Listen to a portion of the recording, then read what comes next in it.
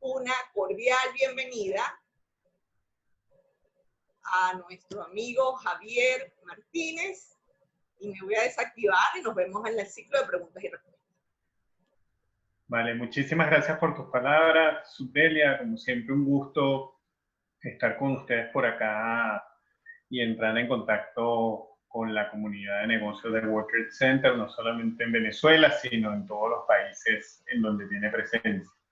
Hoy vamos a estar conversando un poco de qué ha pasado con el término de distancia en esta pandemia y mirar algunos hallazgos que hemos estado encontrando en todo este proceso de comercio internacional ahora desde las plataformas sociales, ¿no? Me da mucho gusto ver que hay muchas personas conocidas en este foro y por supuesto ver caras siempre tan amables como el equipo World Trade Center, especialmente Subdelia Sevilla, que bueno, es un motor del conocimiento de negocios alrededor de esa comunidad tan importante de negocios en Venezuela. Voy a proceder a compartirles una presentación con la cual quiero guiar esta conversación.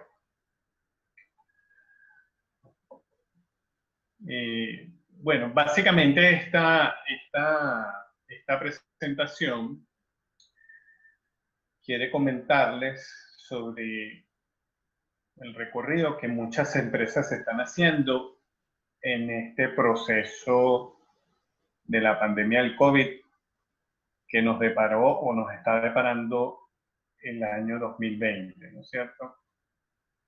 En especial, todas las limitaciones que plantearon las medidas de aislamiento social y las cuarentenas alrededor del mundo. Entonces, voy a ir conversando como aspectos generales para después al final, básicamente, describirles un poco un caso en el que logré estar presente y las conclusivas a las que hemos llegado en este recorrido, ¿cierto? Está además comentarles que nuestra perspectiva de este asunto que vamos a conversar hoy tiene un alcance de corte global, es decir, nosotros en la organización que represento o en las diversas organizaciones que represento hemos estado monitoreando la crisis de la pandemia desde diciembre de 2019 a partir de nuestras relaciones con el mercado asiático, específicamente en China, y vimos evolucionar todo el proceso a lo largo del mundo, en camino hacia el occidente del planeta, digamos, viendo los sucesos ocurridos en Oriente Medio, Europa y finalmente en América. En cada uno de nuestros países de manera detallada, básicamente desde la perspectiva de nuestros equipos de trabajo alrededor del mundo. Voy a conversar un poco en esta línea de desarrollo de, bueno, qué ocurría antes del COVID en todo este tema de las empresas de corte real, del mundo real, y las empresas digitales y aquellas empresas que se debatían entre el tema de la transformación digital, que es un tema muy relevante en este tiempo. Después vamos a hablar un poco de los impactos del COVID y cómo eso generó una serie de dilemas de todo tipo, donde yo diría los más importantes dilemas de corte ético, financieros y sociales, pero sin descuidar que los dilemas de corte económico estaban muy presentes, causando también sus efectos en este espacio. Luego, pararnos ahí un momento a conversar, bueno, el rol que juegan entonces los valores y principios de las organizaciones y las competencias desarrolladas de las empresas para conjugarse en la toma de decisiones ante una situación tan inesperada como esta crisis global. Y finalmente, luego de esas decisiones, bueno, cómo hacer uso o básicamente aprovechar las plataformas digitales existentes y una conclusión final a la que vamos a llegar es hablar, bueno, qué tanto es ese hambre que existe en las relaciones digitales de negocio en este minuto y de qué se deriva, con toda la intención de mostrar un camino ya recorrido por nosotros y que nos ha permitido hacerle frente a esta situación con una estructura que me gustaría muchísimo compartir. Bueno, lo primero es que previo al COVID, ¿no es cierto?, estábamos básicamente mirando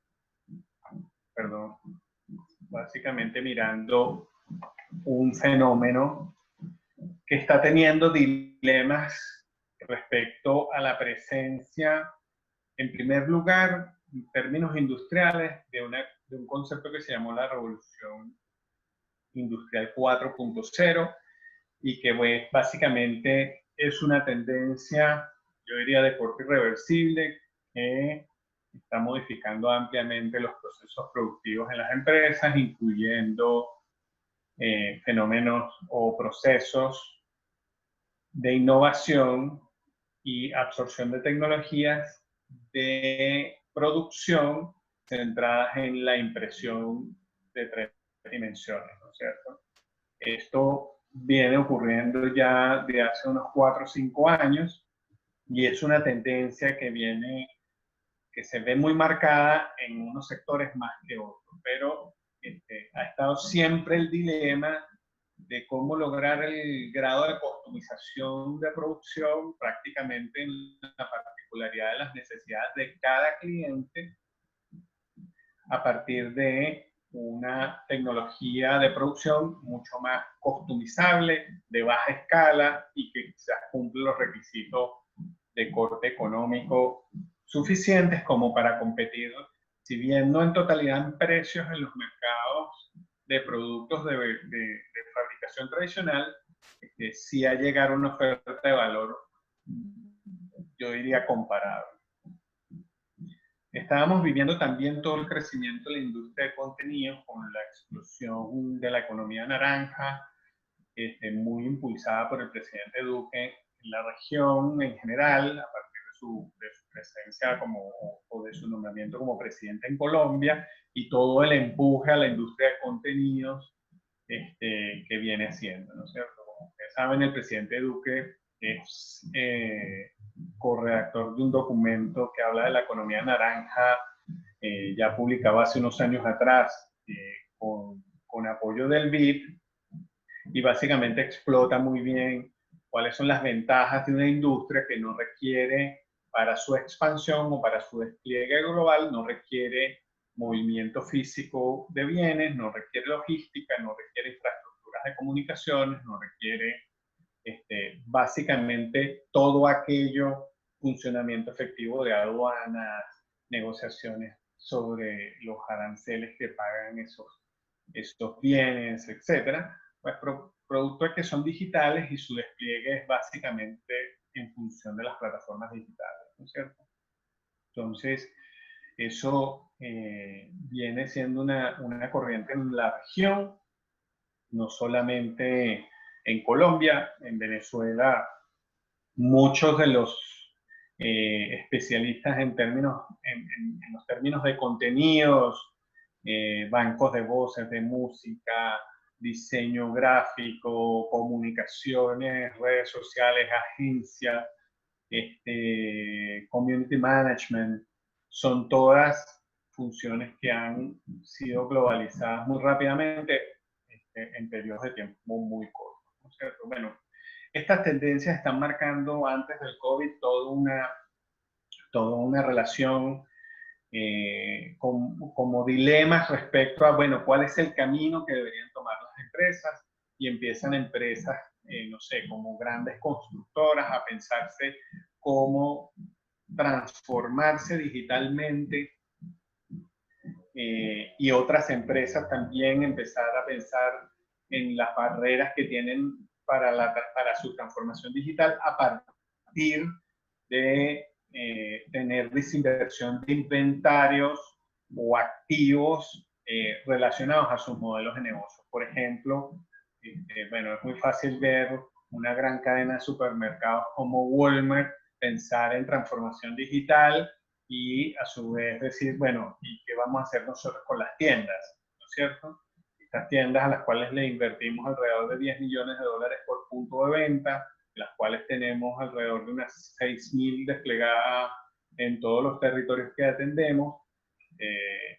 No podemos desaprovechar esa inversión y aún nos queda tiempo para poder aprovechar bien esa inversión que hemos hecho ahí. Entonces, ese dilema estaba presentándose básicamente por, bueno, factores de cambio o barreras a estos cambios que están relacionadas, bueno, cuáles son los activos que tengo dispuestos para el modelo de negocio tradicional, cuánto es el retorno de la inversión que voy a obtener por esta unidad de negocios digitales cuando tengo mi negocio principal de 80, 70, 100 años, en plena explosión y crecimiento, en plena maduración, y donde, no sé, las rentabilidades son mucho mayores, etc. Entonces empiezan todas estas evaluaciones respecto al dilema de, bueno, ¿qué tan eficiente será invertir $1 en la transformación digital comparado a invertir ese mismo dólar en el negocio tradicional ya maduro y con muchas más capacidades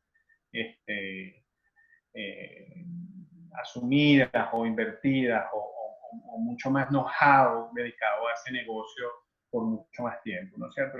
Esa eran como, o allí estaban centradas los grandes dilemas sobre qué tanto invertir en la transformación digital. Luego empieza claramente una presión respecto a la intensidad de un indicador de gestión de innovación, que es la intensidad de innovación, y por supuesto el time to market, que son dos de las variables más relevantes en términos de competitividad de las empresas, ¿no es cierto? Y la competitividad hay que entenderla, es un poco para tener un concepto, para abordar esto, la competitividad hay que entenderla más con un corte biológico. Una empresa no competitiva va a desaparecer, va a morir, es un organismo que no tiene la capacidad de subsistencia. No se trata de mirar la competitividad como la capacidad de ganar espacio entre los competidores, no solamente esa mirada.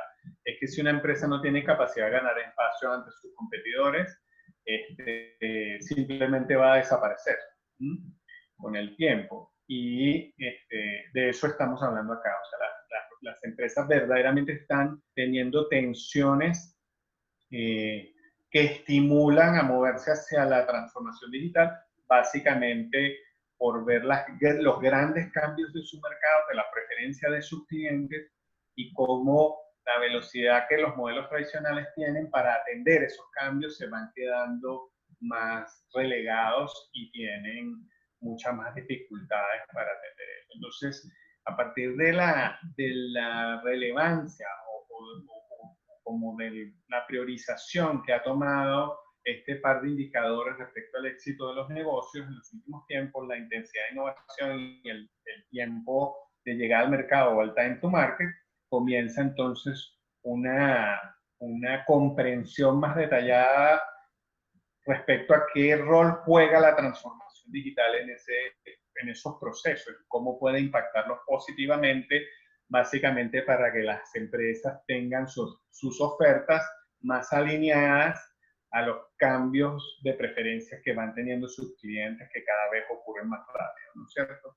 Otro tema es que, bueno, detrás de toda la operación del mundo real existe un concepto muy fortalecido durante muchos años, que es todo este concepto de la mejora continua, que se centra en el Kaizen, en el concepto Kaizen japonés, que tiene presencia en el mundo alrededor de los años finales de los 60, pero que se entiende es el proceso natural de evolución de una empresa, que es ir progresivamente mejorando procesos, información, toma de decisiones y dándole grados de madurez a los negocios, ¿no es cierto? Bueno, esa es ahora una corriente que juega en contra un poco a la transformación digital, porque bueno, ¿y cómo es esto? Las gran preguntas van aquí por, bueno, ¿y cómo es esto que tenemos 20 años dedicados a la calidad total con nuestras ISO y ahora vamos a rediseñar todo el modelo de negocio, todas las reglas de decisiones de este negocio para hacer una cosa que no está de arranque normado hizo y que no va a tener tampoco el tiempo para poder madurarse como lo pudo haber estado toda la estructura y procesos de negocios tradicionales o que ocurren en el mundo real y no en el digital, ¿no es cierto? Entonces empezaron como estos dilemas a aparecer aquí siempre, y yo diría que hasta antes del COVID, las discusiones eran muy visionarias respecto a la necesidad de transformarse digitalmente, ineludibles, pero sin embargo con el análisis de los números y todas estas barreras presentes, habían puntos de quiebre muy importantes. Bueno, no podemos desinvertir agresivamente en activos aún productivos, no tenemos la posibilidad de deshacer la corriente de inventarios que ya tenemos a lo largo y ancho del planeta de nuestros productos, así como así, no podemos, tenemos que hacer algo para mejorar nuestra intensidad de innovación en nuestro time to market, y cuidado con este proceso de transformación digital que bueno, está asumiendo metodologías ágil para su aplicación en lugar de aquello tan bueno y beneficioso como era el mejoramiento continuo o los ciclos de perfeccionamiento de maduración naturales que hemos explotado por más de 50 años ya, ¿no es cierto? Entonces, yo diría que ahí estaban los dilemas, en esas discusiones para poder tomar decisiones alrededor de las inversiones en transformación digital. Por supuesto, estoy hablando de empresas de la era de los negocios, de la era de los negocios de ladrillo, como le podríamos decir. No ocurre estos mismos dilemas en aquellos negocios que están transformados digitalmente desde su nacimiento, o que son diseñados o de corte digital desde sus orígenes, ¿no es cierto? Porque estos dilemas no existen para empresas como Uber o empresas como Airbnb, no existen para estas empresas. Estas empresas ya nacieron digitales y ya entienden muy bien todos los beneficios, y eso es lo que las ha hecho convertirse en las grandes de la lista Forbes 500 y las empresas más valoradas del mundo, ¿no es cierto? Google, todas estas empresas de corte tecnológico. Estoy hablando de los dilemas de aquellas empresas que no habían incursionado en el tema de la transformación digital, que aún estaban peleando en ese proceso de transformación, porque estas son las empresas que van a ser finalmente más impactadas durante la crisis del COVID. Y en caso contrario, las empresas de corte tecnológico han sabido aprovechar excelentemente bien todo el proceso de la pandemia, y basta ver un poco algunos ejemplos, como podría nombrar el caso de Zoom y su crecimiento exponencial en los últimos 3 meses, igualmente en el caso de Netflix con toda la oferta de contenido en series, películas, que también ha obtenido en el mismo periodo de la pandemia, ¿no es cierto? Entonces, por eso hago este foco y este dilema entre qué tanto invertir o no en la transformación digital que tenían las empresas de corte del modelo de negocios de la vida real, y estaban luchando con su capacidad de absorber lo que se llamaba la transformación digital, y básicamente por la necesidad de mantenerse vivas en un mercado que cada vez cambia más. Entonces, bueno, eso era lo que estaba ocurriendo previo al COVID. ¿Qué fue lo que pasó con el COVID? Bueno, nada, simplemente todos nos tuvimos que quedar en casa, desapareció todo el negocio de la vida real en los grandes espacios como grandes superficies, el retail, todo lo que tenía que ver con los negocios, aerolíneas, turismo. Entonces, todos estos activos como hoteles, supermercados, tiendas por departamentos, cines, teatros, etcétera, que normalmente son grandes espacios dedicados a negocios que suceden en vivo, por decirlo así, con acumulación de personas, bueno, pierden sentido en este espacio de la pandemia, ¿no es cierto? Y ahí es donde ese ROI en las BRICS, ese retorno de la inversión en las BRICS, en este espacio de la pandemia, se vuelve cero. Es decir, cualquier empresa que estuviera invirtiendo, no sé, en construir una nueva tienda por departamento, un nuevo supermercado, un nuevo teatro, un nuevo aeropuerto, esas inversiones básicamente se volvieron, ese retorno de inversión se volvió cero, o al menos por un periodo de tiempo que no tiene definición. Y recién, como decía Subdelia al arranque de esta presentación, podríamos estar hablando que hoy, luego de 4 o 5 meses que hemos estado sumergidos en una pandemia global, digamos, por primera vez tenemos noticias de que posiblemente esto pueda cambiar muy prontamente para restaurar algo de esa normalidad previa al COVID que todos extrañamos, ¿no es cierto? Recién hoy, por primera vez, ocurre una noticia que va en esa índole. Entonces, mientras que por el otro lado, dentro de este espacio de la pandemia, vimos casos en donde el retorno de la inversión sobre todas las iniciativas digitales, en términos de transformar bien sea digitalmente parte de los negocios o continuar el despliegue digital ya de negocios nativos digitales, pues bueno, ahí encontramos retornos de inversión de 200, 80% y hasta más en periodos de 2 a 4 meses, ¿no es cierto? Entonces vimos allí muy rápidamente cómo se transforma esto del pre-COVID en una discusión de, bueno, ¿sí será que podemos invertir $1, invertirlo en digitales mejor que invertirlo en el negocio tradicional?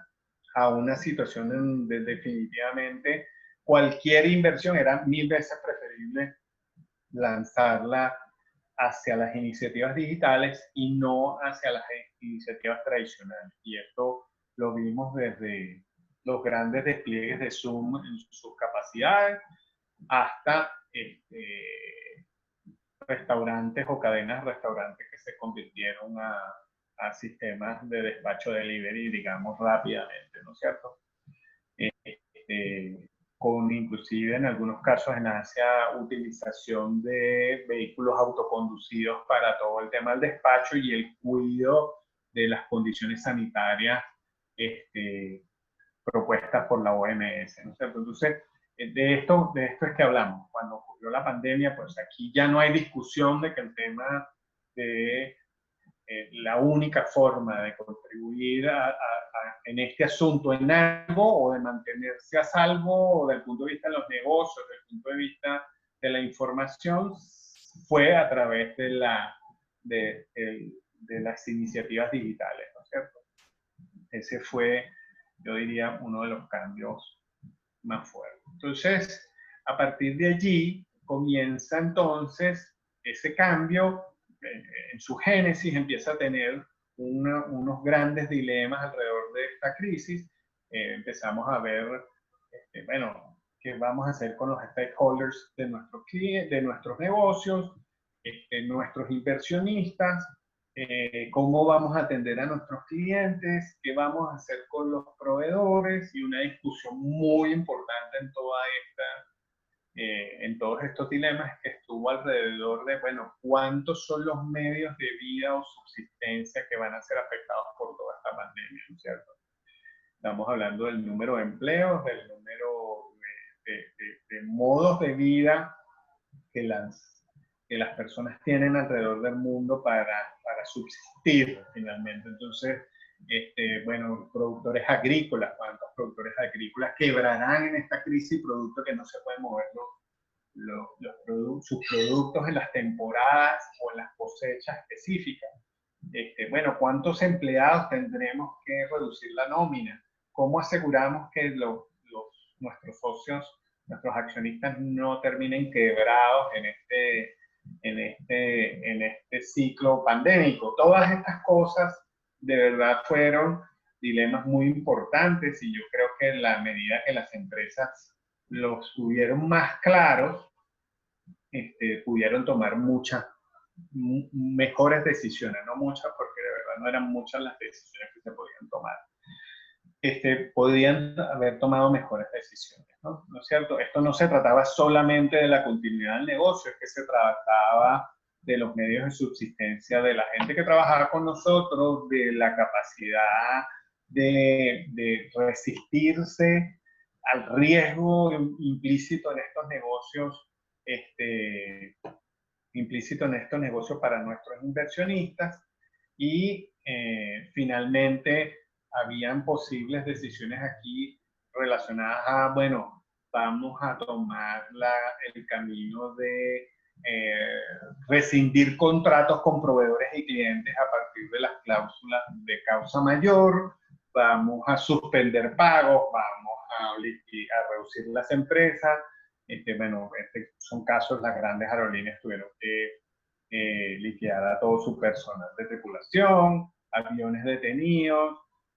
Bueno, los inversionistas, estas empresas pensando hasta cuándo van a tener esos aviones parados ahí deteriorándose, igualmente los hoteles. O sea, aquí había unos dilemas verdaderamente graves que estaban poniendo en tela de juicio la competitividad en términos de subsistencia para negocios, personas, familias, unidades productivas, canales de comercialización, y etcétera, ¿no es cierto? Entonces, al final estamos enfrentando una paralización global potencial y se conversaba mucho sobre, bueno, el dilema entre qué tanto detener una economía como para hacerle frente a las medidas de protección sanitaria recomendadas por la OMS y qué tanto no hacerlo, cuidando también que esto no se convirtiera en una recesión global y finalmente terminar haciendo,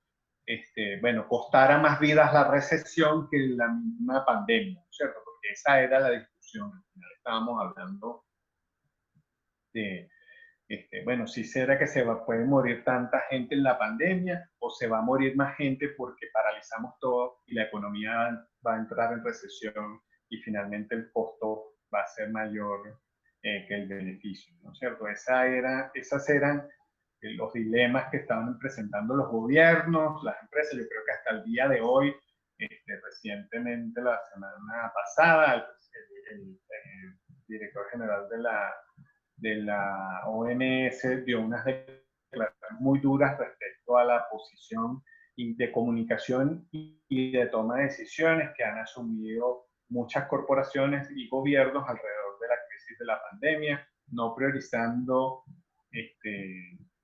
cómo se debería la vida de las personas. Una declaración bastante dura que da claras luces de cuáles eran los dilemas que se estaban abordando acá. Y ahí vemos entonces por qué muy temprano, el primer trimestre del año, los gobiernos del Reino Unido tomaron la decisión de no tomar medidas de aislamiento social, y vimos lo que pasó en términos de los niveles de contagio, y al igual Estados Unidos demoró mucho en tomarse, bueno, digo yo mucho por los resultados, porque no podemos nunca cuestionar las cosas, los eventos a posteriori, pero sí demoraron en tomar algunas decisiones de control y prevención de contagios, y bueno, se han finalmente evidenciado que bueno, causaron algunos niveles acelerados de contagio del COVID-19.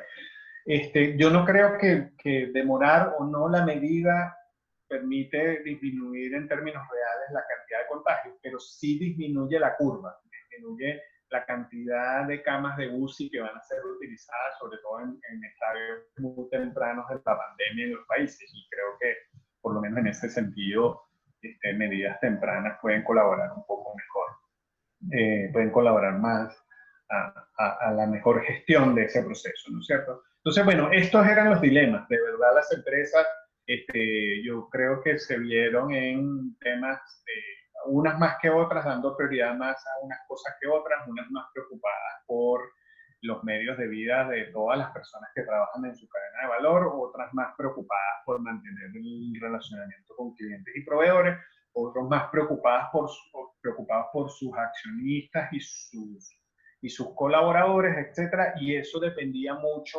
finalmente de, bueno, cómo es la estructura de principios y valores de la empresa, ¿no es cierto? Y allí había un tema importante haciéndole frente a esto, porque en una situación de tanta incertidumbre, sin saber exactamente cuál podría ser el alcance de esto, estoy hablando tempranas fechas de febrero o marzo, bueno, la verdad que las decisiones a tomar no iban a ser sencillas y mucho menos previsibles, ni podríamos haber tenido absolutamente claro qué era lo que podría estar pasando en todo este proceso, ¿no es cierto? Vamos a entrar allí rápidamente a mirar un poco qué encontramos nosotros en este proceso. Vimos empresas que estaban muy relacionadas a todo lo que tiene que ver con... nosotros identificamos un par de variables que eran muy importantes ver acá en las empresas en su decisión. ¿Cuáles eran las capacidades que tenían, las competencias reales para que las empresas pudieran hacerle frente y causar impactos positivos ante la crisis y qué valores tenían, por decir así, alineados con ese compromiso global ante una crisis como esta? Y vimos muy rápidamente, y esto previamente antes de conversar de cómo se despliega ahora esta estrategia en redes sociales, porque todos estos elementos son la base que permite hacer este proceso verdaderamente eficiente o fracasar en el camino, ¿no es cierto? Entonces, tengo la necesidad de conversarles de estos detalles para que puedan básicamente después recorrer conmigo el camino del comercio internacional a través de las plataformas digitales, pero necesito echarle primero mano a estos conceptos y dejárselos instalados para poder desarrollar ese punto, ¿no es cierto? Bueno, aquí habían hicimos una matriz con dos. Entonces, básicamente, ¿qué encontramos? Encontramos empresas, por ejemplo, que no tenían ninguna capacidad de causar impacto en esta crisis porque su quehacer, su propósito no estaba relacionado con temas de salud, con el cuidado de las personas, de verdad no tenían una capacidad clara para convertirse hacia eso, pero sí coincidían en que había que apoyar, a las comunidades, a las personas, a la salud, coinciden en sus valores y principios en apoyar en eso. Entonces encontramos empresas que eran las empresas, no sé, famosa Starbucks. Starbucks puso su logo con tapabocas, digamos, ¿no es cierto? Entonces, bueno, no podía hacer mucho porque ellos venden café en tiendas, además que pueden ser peligrosas para el contagio, pero entonces dicen, bueno, yo soy promotor del mensaje de la OMS, de cuidarse, de cumplir las medidas de aislamiento social y cuidarnos los unos a los otros. Entonces, ahí encontramos a esos que llamamos los promotores, ¿no es cierto? Después vimos aún otros que son las empresas que no tienen capacidad de impacto, pero tampoco tienen valores que tienen que ver con este compromiso que estaba demandando el planeta, digamos, ¿no? Y eso le llamamos los holders. O sea, estas empresas fueron esas empresas que declararon en todo momento, mira, nosotros vamos a esperar que pase la crisis, vamos a mirar un poco cómo evoluciona esto, ahora simplemente nos vamos a detener, nos vamos a parar, no vamos a hacer mayor cosa, ¿no? Entre ellas pueden ser las aerolíneas, los cruceros, ese tipo de empresas pues simplemente tomaron la decisión de detenerse por no tener la capacidad de causar ningún impacto y comprender que no tenían forma de contribuir de ninguna manera a esta situación. Después encontramos a otras que son las que sí tienen capacidad de impacto, que sí pueden hacer cosas, pero sus valores no coincidieron con esta crisis. Y esas las llamamos las no sustentables. Esas son todas estas empresas grandes marcas que no asumieron ninguna posición en esta crisis. No la asumieron de ninguna manera, no tomaron una acción específica respecto a esto, y las vemos como no sustentables porque son marcas que la gente sabe que tienen por lo menos capital, dinero, capacidades para hacer cosas, simplemente no lo hicieron. Y luego creo que donde está el cuadrante mágico para poder hacer el trabajo de llegar al mundo a través de las redes sociales está aquí, en esta próxima que les voy a comentar, que es todas esas empresas que tuvieron la capacidad de causar impacto y sus valores son plenamente coincidentes con lo que requería el mundo en este momento. Y ahí vimos casos emblemáticos como Ford, Mercedes-Benz, fabricando, en vez de vehículos, fabricando respiradores auxiliares. Vimos a grandes marcas de la moda produciendo equipos PPE para todos los médicos que estaban en la primera línea de combate del virus. Vimos verdaderamente empresas muy metidas, causando impactos positivos ante la crisis, colaborando abiertamente, aún cuando no tuviera que ver directamente con su negocio principal, ajustaron rápidamente de una manera muy innovadora sus capacidades para contribuir en él. Y aquí es donde quiero hacer el primer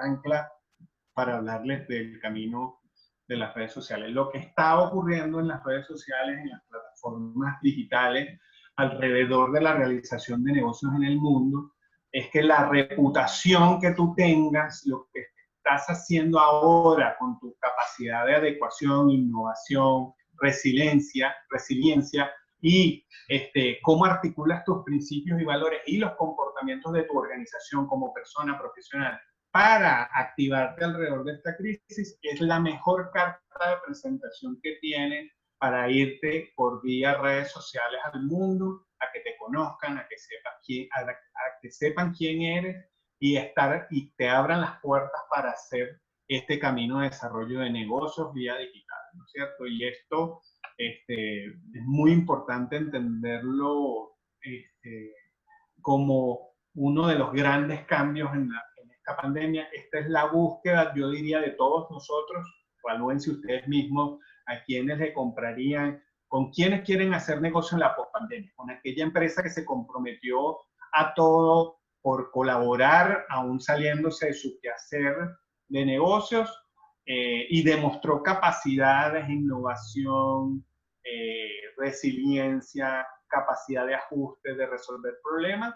Entonces estamos hablando que el gran cambio aquí, por decirlo menos, es que el mundo en general, en la capacidad, en el espacio de querer hacer negocios, quieren hacer negocios con empresas que tienen la capacidad de causar cambios en las realidades, que tienen capacidad de adaptarse, capacidad de ajustarse, capacidad de resolver problemas tan complejos como los que tenemos ahora en nuestra crisis de la pandemia de 2020. Y esa es la carta, el cuadrante mágico, que es la llave que abre todo este camino, ¿no es cierto?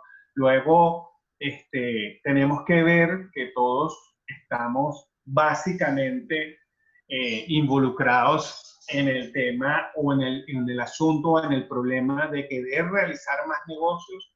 Muchos de nuestros espacios de negocios tradicionales se redujeron, están todos orientados hacia la búsqueda de nuevos espacios y por ende existe lo que llamamos nosotros el hambre de hacer negocios. Todos estamos allí deseosos de conocer a gente nueva, de explorar nuevos espacios y conseguir nuevas formas de contribuir económicamente al desarrollo de nuestros negocios, nuestras vidas, nuestras economías, ¿no es cierto?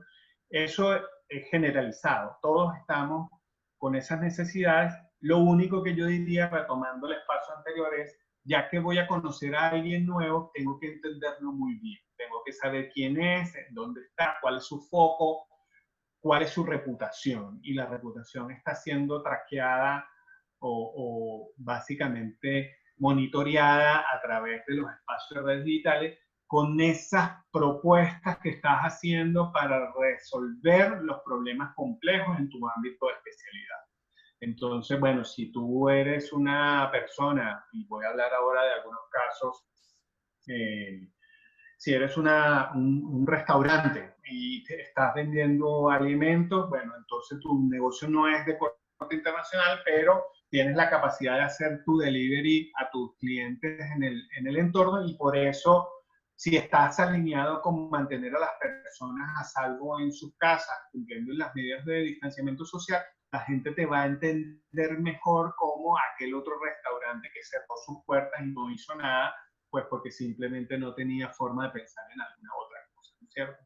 Entonces voy a hacerles algunos casos de interés. Por ejemplo, mis empresas, en las empresas en las que trabajo, tenemos mucho foco en los productos agrícolas, tenemos una fuerte posición en el asunto del cacao.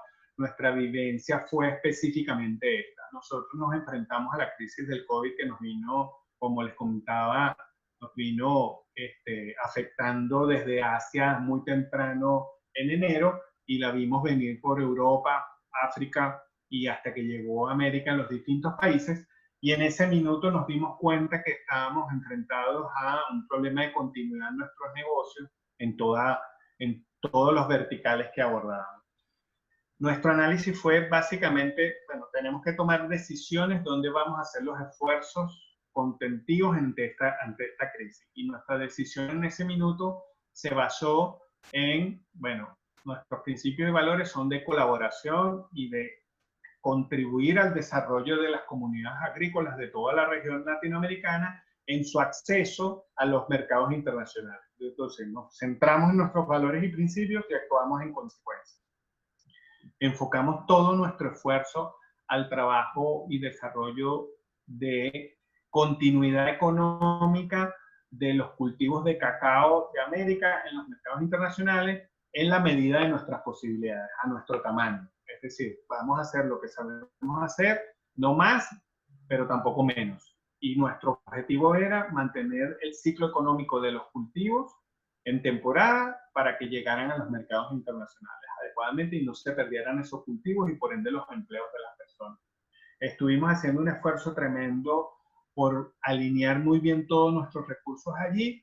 3 meses después, nuestra capacidad fue integral. Tuvimos la capacidad de poder contribuir en hacer llegar ese producto a los mercados internacionales con todos los problemas desde el punto de vista logístico que esto involucró, con demoras, pero logramos resolver este problema. O sea, es decir, el impacto que causamos fue positivo alrededor de estos productores agrícolas que están presentes en toda América, y el producto llegó finalmente al mundo. ¿Cómo logramos hacer esto? Bueno, muchos de nuestros clientes tradicionales en Europa y Asia fueron muy afectados por la crisis pandémica. Había una acumulación de cacao en granos en Europa producto de la falta de logística. Por ende, nuestra necesidad fue abrirnos a otros clientes, y básicamente nuestra posición del punto de vista, nuestro posicionamiento y comunicación en redes sociales y en todas las plataformas digitales estaba articulada a través del propósito que nos habíamos a lo que nos habíamos comprometido como propósito para colocar una cantidad de cacao específica que era crucial para las poblaciones agrícolas cacaoteras con las que trabajamos.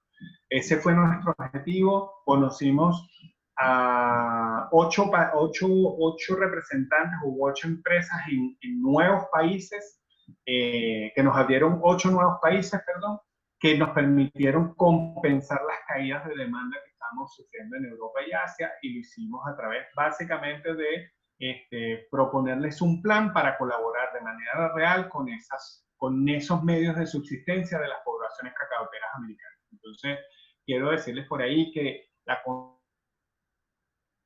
nosotros teníamos necesidades de hacer más negocios, de mantenernos activos, de cuidar nuestros negocios, de cuidar nuestra cadena de valor. Eso era coincidente. Probablemente así como nosotros, muchos más también aparecieron en la palestra de decisiones de estas opciones de negocio, y lo que nos llevó por ese camino del éxito estuvo relacionado a tener una clara posición muy centrada en nuestros valores y principios, y además de mostrarle a todos estos socios que teníamos la posibilidad de resolver los problemas que nos estaba proponiendo la pandemia. Cuando logramos hacer eso, claramente cumplimos nuestros compromisos, nuestra oferta de valor. No estábamos tratando de resolver la crisis pandémica global, sino siempre dentro de nuestros alcances. Algo que realmente podíamos hacer en función de contribuir, aunque fuera poco, en cuidar algunos de los puestos de trabajo y medios de vida de algunas poblaciones que estaban siendo muy afectadas por esta crisis. Fue la carta de éxito, ese posicionamiento, haberlo utilizado, fue la carta de éxito que aplicamos acá. Entonces, mi invitación para hablarles de este camino es que las distancias no existen. Este mundo se volvió un mundo que está a la mano de las plataformas digitales. Pueden usarlas para comunicarse con el resto del mundo. Lo único que van a necesitar es tener, por supuesto, muy claramente su propuesta de valor, tener claro, muy claro cuál es el posicionamiento que están usando para el mercado, para que los entiendan bien, y yo diría que en términos de la aplicación de valores y principios respecto a los grandes problemas no resueltos que ha generado esta crisis y los que se generen en el futuro, es la clave, y demostrar que son capaces eficientemente de resolver todos los problemas que puedan enfrentar en este camino. Esto no se trata de resolver todos los dilemas, todas las disyuntivas, pero sí demostrar que hay capacidades internas en sus organizaciones para poder resolver estos problemas que se presentan en la crisis del COVID-19 o seguramente las que vamos a tener en futuras crisis, que no creo que esta sea la última, ¿verdad? Entonces, esto todo pasa por básicamente lo que está buscando el mundo son personas que tengan propósitos claros, que contribuyan a un mejor planeta y que tengan verdaderas capacidades para lograr lo que se comprometen a hacer, no importa cuáles sean los problemas que se presenten en el camino. Entonces, las capacidades de resiliencia, de innovación, de adecuación son cruciales. Y no solamente declararlas, sino demostrarlas con hechos. Difícil es comprometerse a despachar una carga 40 días cuando tienes operaciones logísticas detenidas en un montón de países y hay que empezar a buscarle soluciones a todo eso. Los clientes no esperan que cumplas a lo mejor a los 45 días, pero si quieren escuchar cuál es tu plan, cómo lo quieres hacer, cómo vas a resolver todas las variables que te están afectando para simplemente no solamente hacer el negocio, sino finalmente mantener activo ese flujo económico que impacta a tanta gente en la cadena de valor, ¿no es cierto? Yo diría que en estos tiempos el delivery se alza como el rey, el mundo real y los nuevos digitales compiten por niveles de servicio, calidad, inocuidad, bioseguridad. Esto va a ser el gran tema, o sea, ahora nosotros tenemos que cuidar de nuestras cargas, que todo lo que va en las cargas son COVID-free.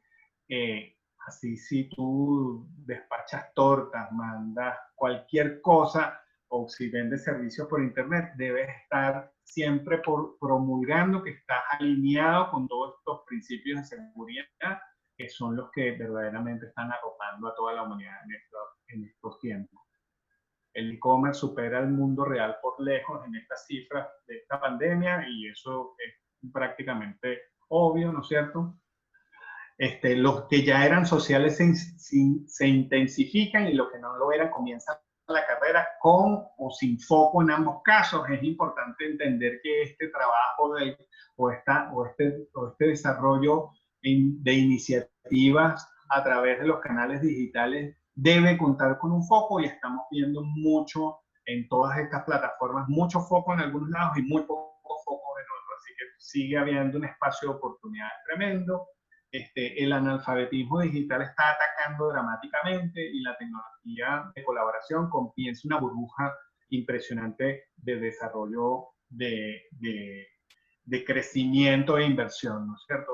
Todo lo que tenga que ver con videoconferencias, llamadas, conexiones a distancia, etcétera, comienza un proceso de expansión masivo. Por supuesto, en el tema de los webinars tenemos toda una explosión de consumo de conocimiento. Es muy importante ver que todo el manejo de contenido está siendo víctima de un acortamiento de los ciclos de vida de conocimiento que ahora está rondando los 6 meses. Es decir, todo lo que hablemos hoy en diciembre ya no tiene validez. Esos ciclos de vida del conocimiento cada vez más cortos y empiezan unos retos tremendos para empresas u organizaciones dedicadas a todo el tema de capacitación, como pueden ser las universidades, centros de adiestramiento, etc. Y bueno, los ambientes de innovación abierta son los que ahora se convierten en las fuentes confiables de conocimiento para esta nueva normalidad. Como oí en estos días, el término no es la nueva normalidad, sino la covidianidad. Así escuché hace unos días, ¿no es cierto? Bueno, mis amigos, la opción por ahora es solo digital, así que aprovechen ese hambre que tienen todas las personas en el mundo de hacer nuevos contactos, conocer nuevas personas, de hacer negocios con gente que sea confiable, por ende la reputación digital es crucial y vamos a tratar de diseñar cosas que vayan rápido y simple, mensajes claros, simples, auténticos, centrados en la experiencia de consumo y, por supuesto, darle mucho énfasis a la eficacia, transparencia y reputación. Estas son las piezas de la triple corona de esta nueva normalidad. Hasta aquí les dejo mi conversación, mi presentación. Y bueno, me encantaría escuchar sus preguntas y poder atenderlas. Muchísimas gracias a todos.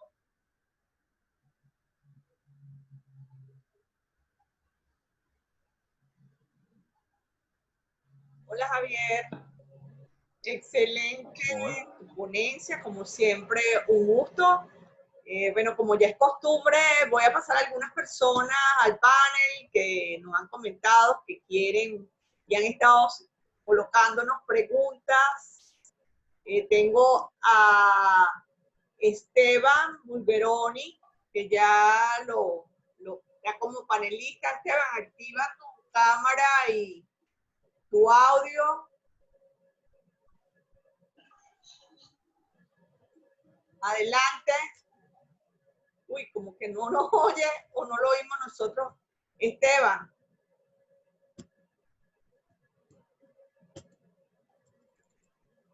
Vamos a pasar. Tenemos también Ahora sí me escuchan.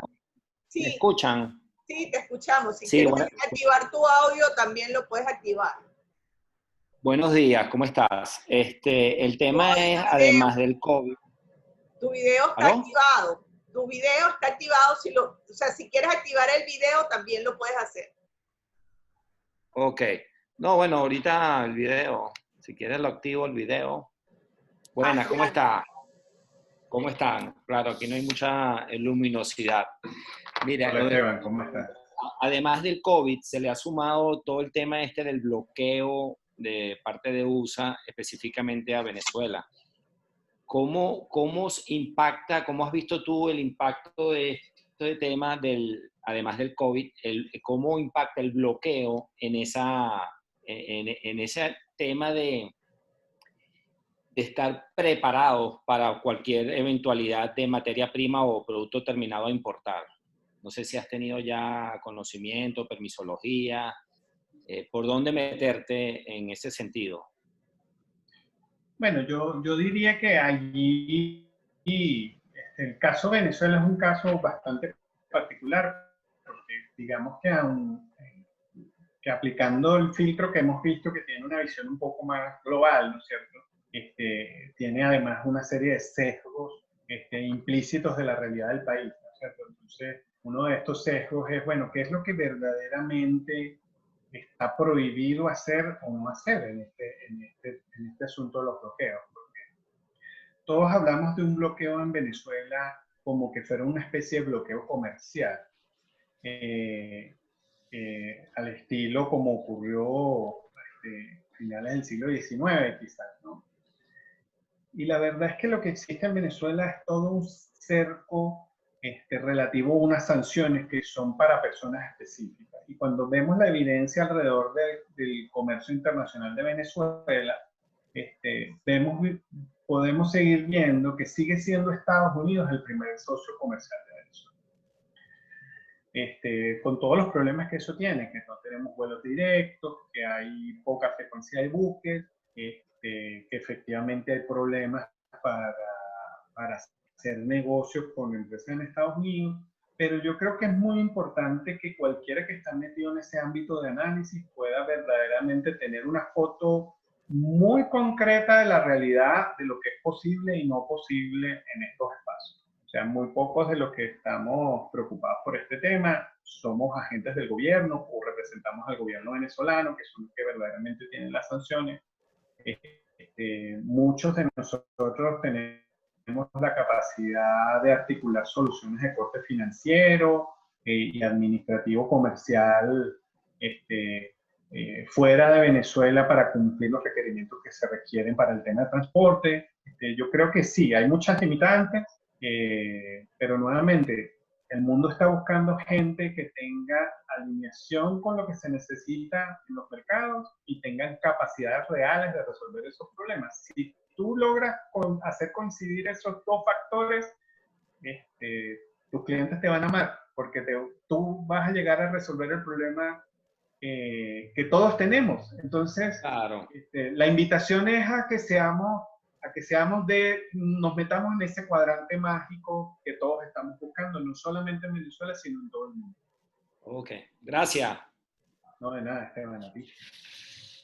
Tenemos también a César Naranjo en la audiencia que quiere hacer una pregunta. Y después vamos a subir. César, no sé, si quieres, quédate también. César, a Esteban. Aquí estoy. Está también en la audiencia. Adelante, César. Javier, un gusto en verte nuevamente. Qué placer escucharte. Igualmente, César, un gusto verte también. Mira, bueno, tengo que hacer referencia a una experiencia porque aquí tu exposición me sirvió para reflexionar y cruzar varias cosas. La semana pasada tuve oportunidad de ver toda la serie, una serie que por cierto le recomiendo a la audiencia, que está en Netflix, se llama Down to Earth, con Zac Efron. Él hace un recorrido bien interesante por diferentes localidades en el mundo, evaluando la sustentabilidad de las economías y vuelve a reflexionar una cantidad de cosas que tú muy bien lo mencionaste, no son propias derivadas del COVID-19, sino que vienen trabajándose hace muchísimo, muchísimo tiempo.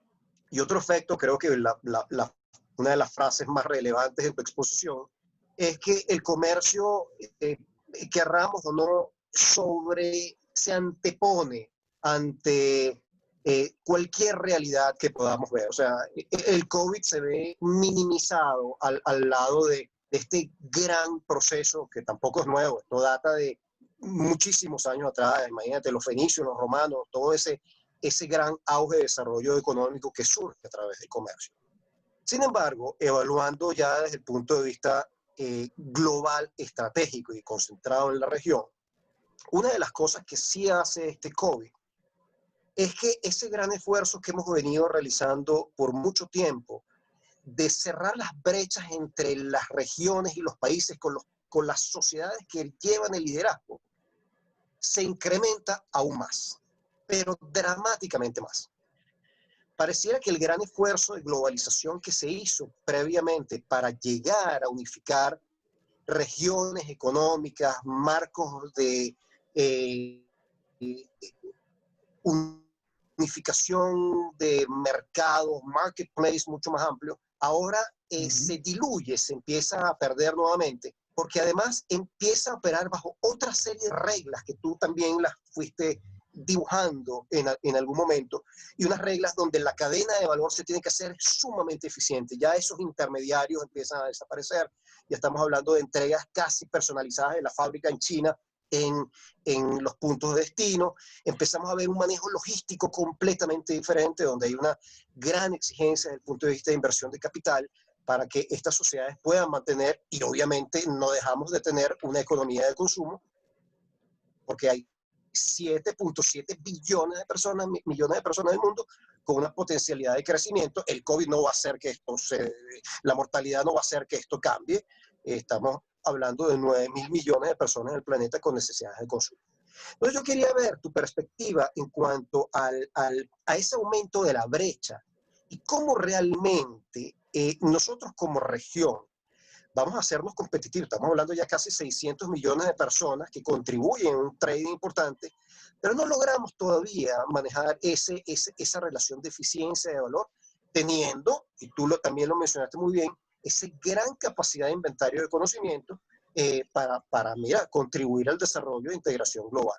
Chile lo vivió, el gran desarrollo chileno fue envasado en el conocimiento, en cifras económicas muy tímidas al principio, y logró estabilizarse a través de una economía muchísimo más equilibrada. Entonces, danos dentro de tu perspectiva esa gran visión de desequilibrio que ocurre, no precisamente por el COVID, sino por las brechas tecnológicas, económicas y de infraestructura que nosotros tenemos para poder compensar y estar en el juego económico.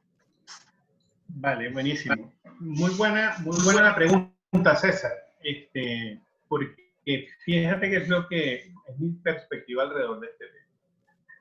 Yo creo que una de las cosas que desató el COVID, como tú bien lo dices, no es, bueno, una especie de despertarse de un sueño donde te das cuenta que todas esas necesidades o problemas a los cuales le hemos dedicado una agenda, la Agenda de Desarrollo de Naciones Unidas de los últimos 30 años, digamos, no es un juego, sino una realidad, porque esto ocurrió de alguna manera aquí y entonces empieza todo un asunto de conversar bastante más profundamente respecto al océano, a la contaminación, al CO2, a toda una serie de cosas. Yo creo que esto hace muy presente que estos problemas son una realidad seria y que requieren atención. Eso es lo primero. Pero yo creo que desde el punto de vista de los desbalances, una de las cosas que quedó en evidencia con esta crisis del COVID es que la eficiencia no lo es todo. Porque fíjate que una de las grandes discusiones que tenemos aquí son los efectos, o que hemos estado teniendo todos estos meses, son los efectos de la pandemia en los grandes sistemas de distribución logística mundial, que le dan vida a un concepto que se llama las cadenas de valor global, ¿no es cierto? Que es, no es otra cosa más allá que el tejido máximo de la globalización desde el punto de vista de la eficiencia. Porque, bueno, esto nos permitió mirar cómo ahora un computador es fabricado en 87 países distintos del mundo y finalmente vendido en 190 países del mundo, digamos, ¿cierto? Desapareció aquel famoso sellito hecho en China, hecho en Estados Unidos, hecho, agarras, no sé, un teléfono celular y no dice dónde está hecho, porque está hecho en muchos países, ¿cierto? Y creo que una de las grandes conversaciones que se está teniendo alrededor de Naciones Unidas y del Foro Económico Mundial es que la eficiencia no puede ser la premisa máxima reina de todo el tema logístico global, sino que tiene que ser la resiliencia que estos sistemas tienen para enfrentar estas situaciones tan complejas, ¿no es cierto? Y esa discusión ha arrojado varios elementos que son cruciales para concretar en una respuesta a tu pregunta.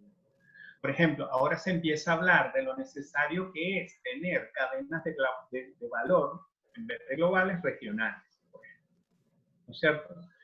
Y esto empieza a hacer sentido en la lógica en que tú empiezas a mirar cómo han jugado en ese desbalance las cadenas de valor global, haciendo a China como el centro o fábrica del mundo de muchos de estos componentes, hacia perfeccionando sus procesos industriales a niveles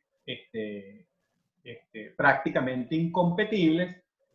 Y ahora lo que estamos viendo es una conversación que dice, mira, si nosotros queremos hacer esto que funcione en cualquier caso y de verdad no tengamos un quiebre como el que tuvimos durante el COVID del COVID del año 2020, vamos a tener que trabajar en cadenas de valor regionales, vamos a tener que aproximar más a los mercados las fuentes de estos productos o los centros de producción. Y yo creo que ese punto de conversación está dándole mucho sentido a la solución de esas brechas en el tiempo, porque finalmente vamos a estar obligados a reducir el mundo a pequeños micromundos más pequeños que atiendan las necesidades más cercanas a las personas. Y eso no solamente está pasando en el tema tecnológico y en el tema de los celulares, sino que estamos hablando de alimentos que están involucrados en esto, estamos hablando de las bebidas, estamos hablando de contenidos, o sea, estamos viendo un efecto allí que yo creo que no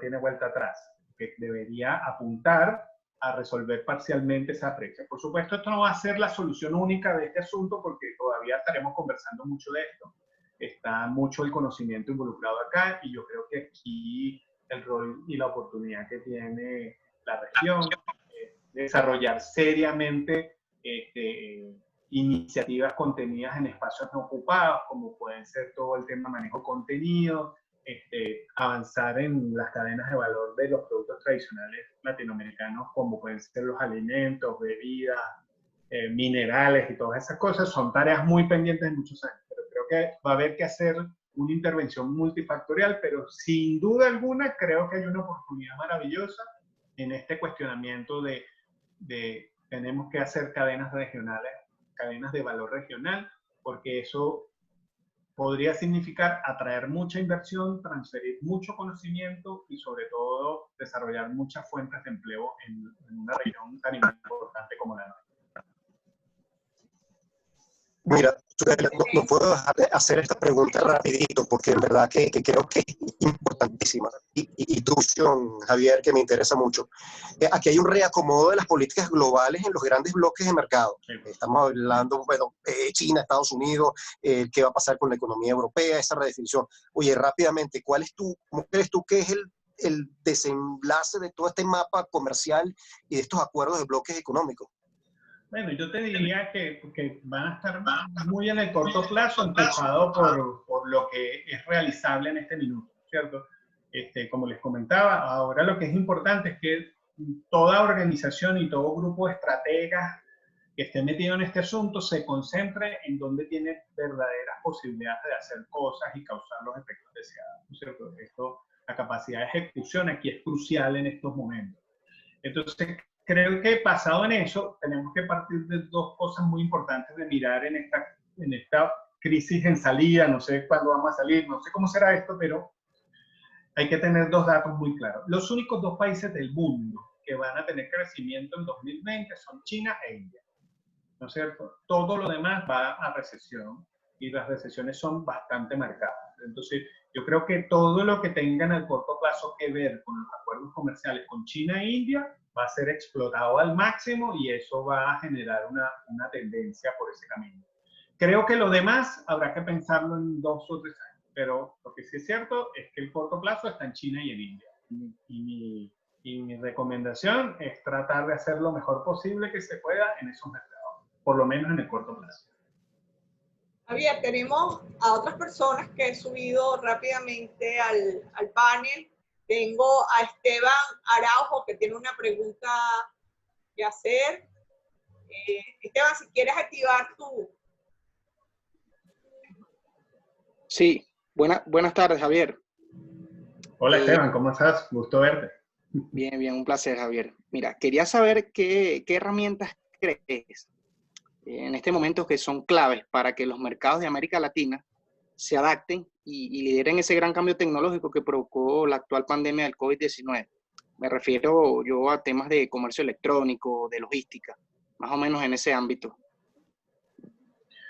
Sí, es muy buena la pregunta, porque yo creo que del corte general a lo específico deberíamos partir diciendo que todas las soluciones de corto plazo de la pandemia están en los mercados locales. Es decir, salvo algunas cosas muy particulares, no sé, como las demandas específicas de estos adminículos de PPE para todo el manejo de seguridad, de bioseguridad, etcétera, que claramente son fabricados en Turquía, India, China, etcétera. Todo lo demás, lo que tiene que ver con alimentación, soluciones, servicios, está verdaderamente más cercano en términos no digitales, ¿sí? Porque los digitales ya vemos cómo los grandes unicornios globales están haciéndole frente y están navegando esa ola, dando respuestas a una velocidad tremenda, ¿no es cierto? Entonces, creo que lo local es importante. Entonces, yo recomendaría ahí, Esteban, específicamente, usar las plataformas de conocimiento que están disponibles en Google, Facebook, para todo el tema de desarrollos locales, pequeños y medianos emprendimientos. Hay una serie de herramientas allí para hacer benchmarking, para alinear las ofertas de valor, para conocer mejor a los clientes que vas a atender.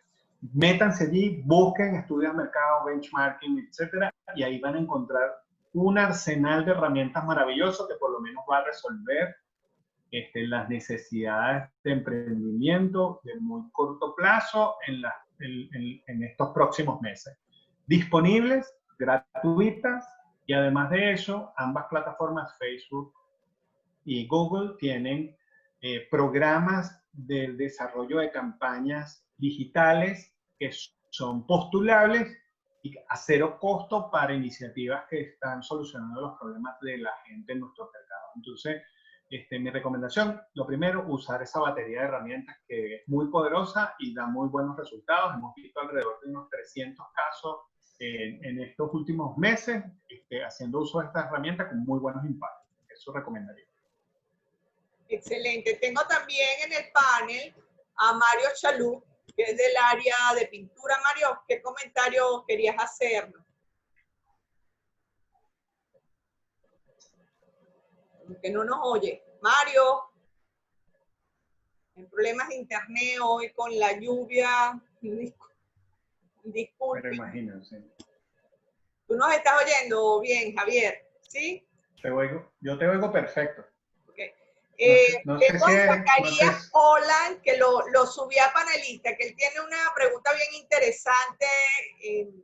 Zacarías, si quieres tú mismo hacer la pregunta. No sé si se oye.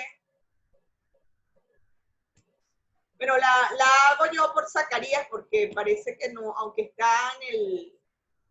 ¿Cuál es la recomendación que tienes de transformación de los negocios en el caso de la manufactura? Porque en el caso de servicios pareciera como más sencillo, pero en el caso de manufactura, ¿cuál es tu recomendación?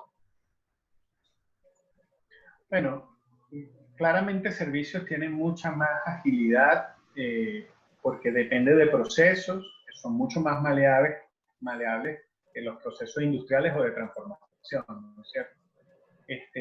Pero yo diría que el camino a recorrer en el caso de los procesos de manufactura tradicionales está por verdaderamente saber hacia dónde migra el negocio, cuál es el modelo de negocio que realmente va a estar detrás de la industria a la que pertenece. Porque, nuevamente, antes las conversaciones de, por ejemplo, fabricar en China para vender en Brasil, eran cuestiones que a lo mejor en Latinoamérica nos quedaban lejos, pero fueron muy, muy explotadas por los mercados de Europa y Estados Unidos. Entonces, a lo mejor por barreras idiomáticas, por escalas, no tendríamos mucha capacidad de aprovechar esas cadenas de valor global y por ende en América Latina en general no se entiende muy bien cómo articularse a una cadena de valor global de este corte. Esto es un tema de 30 años de antigüedad, o sea, no estoy hablando que esto fue reciente, fue una ola que en América Latina de alguna manera se perdió, salvo algunas excepciones, ¿no? Pero creo que ahora que se va a reconceptualizar todo este tema de las cadenas de valor y que ahora van a tender a ser más regionales, es muy importante que las empresas entiendan cómo articularse a esas cadenas de valor, porque ese proceso no es solamente fancy, no sé, comprar productos en China o en Brasil, etcétera, sino que es verdaderamente una herramienta que tiene dos contribuciones muy importantes a los negocios. La primera es cerrar brechas de competitividad y costo. Efectivamente, estos procesos logran que tú seas más eficiente en tu producción. Y la segunda, que yo creo que es más importante que la primera, es que efectivamente el proceso que vive la empresa para avanzar en esa integración es de absoluto aprendizaje, de unos niveles que transforman las organizaciones de manera dramática. Entonces, yo creo que para una industria con la que estamos conviviendo en el mundo real, en nuestra región, en estos tiempos, yo diría, métase seriamente en un proyecto de integración a cadenas de valor eficientes, regionales y globales, y empiece a ver cómo esa perspectiva le va a cambiar el modelo de negocio de la industria de hoy de manera dramática. Nosotros estamos haciendo este proceso en la industria del plástico, por ejemplo, y estamos corriendo una carrera para convertirnos en la primera empresa en Latinoamérica que trae soluciones de plásticos biodegradables de impacto cero al océano. Una empresa que ha tenido 20 y tantos años de trabajo en plástico tradicional de resinas de petróleo, ¿cierto? Entonces, ese fue el trabajo. Empezamos a ver cómo nos integramos, empezamos a entender esto y dijimos, mira, este es el problema no atendido, vamos a meternos ahí y la empresa está cambiando, apuntando hacia ese camino. Entonces, mi invitación es eso. Arránquense un proyecto de integración a formar parte del mundo y verán cómo les cambia la perspectiva y el camino se va a abrir solito y les va a decir por dónde venir. Por acá hay otra pregunta de Rafael Solva. Gracias. Que dice, ¿cuál es tu visión y qué oportunidades podría tener el emprendimiento latinoamericano en este contexto? Bueno, yo creo que estos son los tiempos del emprendimiento latinoamericano. Creo que más problemas no atendidos que los que tenemos ahora en esta pandemia no existen. No han existido nunca. Los mercados están esperando gente capaz, innovadora, comprometida, con propósito, que hagan algo por todos estos problemas. Y luego tienes la posibilidad de acercarte al mundo en 2 minutos a través de todas las plataformas digitales. Bueno, yo no sé si lo único que le faltaría sería, no sé, un saquito de oro para hacer las inversiones que hay que hacer, porque todo lo demás está dispuesto. Pero creo que estos son los tiempos del ahorita está más accesible que nunca, Javier. Yo creo que la gente en este momento tuvo que haber aprendido de que las estancias no existen. Ayer, por ejemplo, otra buena noticia de ayer. Ustedes vieron la subida del Nasdaq, producto del descubrimiento y de lo que viene. O sea, eso significa que va a haber plática en los fondos de inversión. Bueno, las estancias no existen, voy con el título que está acá. O sea, ¿qué importa en qué lugar estás emprendiendo? Lo importante es que la idea sea buena, ¿no? Dígalo ahí, César. Es así. Es así, y yo creo que como bien tú lo dices, adicionalmente una buena idea, bien buscando muchas soluciones a estos problemas de hoy, tiene todas las condiciones para ser sujeto de una inversión muy importante desde cualquier mercado. Entonces creo que es así, las distancias no existen. Ya después del COVID no existen. Pues nada, los bloqueos. Mira, Javier, sin duda el crecimiento y el repunte que vamos a ver post-COVID va a ser abismal. Yo he tratado de ver diferentes proyecciones que hay y el salto va a ser abismal. Pero nuevamente va a ser abismal para el que tenga la economía que esté posicionada para capitalizar eso. Y las fuentes de recursos de capital de inversión van a estar todas concentradas en mercados. Sí, yo coincido contigo, César, cuando uno analiza como el promedio, ¿verdad? Pero tú sabes que yo soy el enemigo número 1 de los promedios, porque lo voy a poner así, por ejemplo. Si a ti te mandan a construir servicios para una sociedad, para un pueblo que tiene 5.000 habitantes, que en promedio tiene 37 años, tú diseñas una ciudad con, no sé, entretenimiento, fiesta, bares, discoteca, cosas para hacer familias, tal, no sé. Pero después te dicen, mira, ese promedio de 37 es porque hay personas de 74 años y niños de 5, y en medio no hay gente de 37 años. Entonces te das cuenta que el diseño no estuvo bien hecho por el problema, por la aproximación del promedio. Entonces yo creo que sí, que en promedio va a ser un repunte interesante, pero aquí yo lo que quiero hacerle ver a muchos de nuestros amigos es que eso va a ser producto de unas desviaciones quizás muy amplias, un cálculo de desvíos muy amplio. Porque, por ejemplo, hay industrias que yo creo que van a estar muy afectadas, por ejemplo, como podrían ser la industria de entretenimiento físico, eso de que hacen conciertos, los teatros, ese tipo de cosas, restaurantes, hoteles, cruceros, que son aerolíneas, los mismos aeropuertos. Yo creo que todos ellos, esas industrias que tienen que ver con acumulación de personas en general, van a sufrir cambios impresionantes y creo que verdaderamente van a tener que vivir un proceso de ajuste tremendo. Ya lo estamos viendo, vemos las pérdidas acumuladas de la IATA a nivel global son fenomenales, o sea, ya estamos viendo esos fenómenos.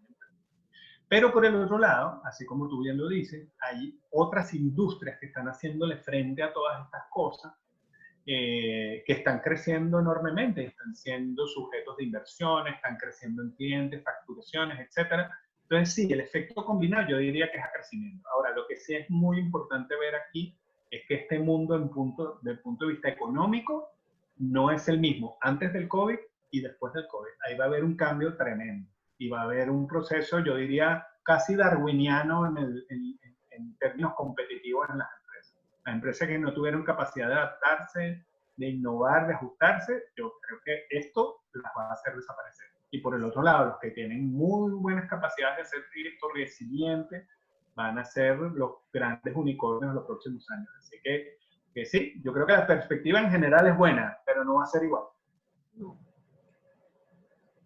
El rey está desnudo. Esto es lo que pasa, transparenta todo.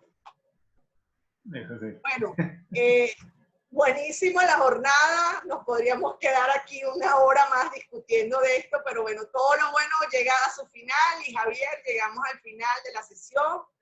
Un gusto enorme haber contado con tu participación, con la participación de toda la comunidad, verdad que bien agradecida por acompañarnos. Bueno, los invito a la sesión de este jueves 23 de julio con un panel de IESA, de Acelerando tus resultados, el encuentro con los consultores del IESA. Va a ser una sesión sumamente interesante donde vamos a estar analizando dos casos reales, uno que tiene que ver con el sector de agroalimentos y otro que tiene que ver con tecnología o un software del sector inmobiliario. Es una sesión muy activa, así que los esperamos. No lo dejen para última hora porque las inscripciones van a 1000 y después se pueden quedar fuera.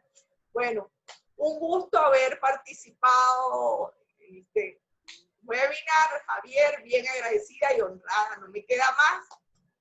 Bueno, vamos a despedirnos, que estén bien, Javier, estén bien, muchísimas gracias, no sé si quieres dar alguna palabra. Bueno, sí, agradecerte a ti, Sutelia, al World Trade Center en Valencia y a la Expedia Valencia por esta nueva invitación. Agradecerles a todos los que estuvieron con nosotros en esta conversación y solamente recordarles que el mundo los espera. Espera gente con propósito y con capacidades reales de causar cambio. Vayan por ese camino, eso es éxito seguro. Muchos éxitos a todos y bueno, muchísimas gracias por la invitación. A todas las preguntas, a todas las personas que nos acompañaron. Siempre es un agrado estar por aquí. Me despido. Cuídense mucho. Dios los bendiga. Amén. Saludos, cariños a todos. Cerramos la sesión. Que estén bien.